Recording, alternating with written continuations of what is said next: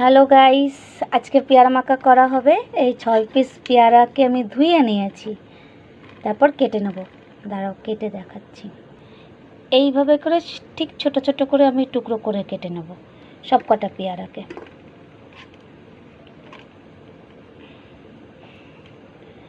এগুলোকে আমি ঠিক টুকরো টুকরো করব, ঠিক এরকম সাইজ করব।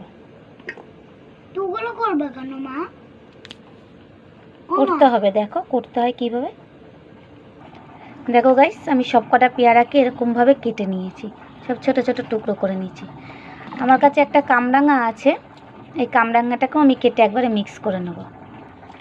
আমার কাছে কামরাঙা ছিল তাই আমি কেটে দিয়ে দিলাম, যে আলাদা করে মাখবো তার থেকে বরং একসাথে মেখে নিই। তাই আপনারা চাইলে দিতে পারেন বা অপশনাল, যে আপনি না চাইলেও না দিতে পারেন। আমি জাস্ট এমনি দিলাম এর সাথে মাখার জন্য। এবার কি কি মশলা দেবো একটু দেখাই। আমি এটুকু তেঁতুল দেবো, এর মধ্যে এটুকু জিরে দেবো, স্বাদ মতো লবণ দেবো, এটুকু চিনি দেবো, এটুকু চিনি দিলাম, একটু চিলি সস দিলাম যাতে ঝাল হয়।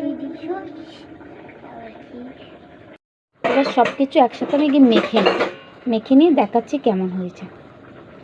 রেডি আমার মাখানো, এই যে এবার কাঠিতে ভরে খাবে। এবার আমার ছেলে সেটা খেয়ে দেখাবে কেমন হয়েছে বাবা। হ্যাঁ। হুম।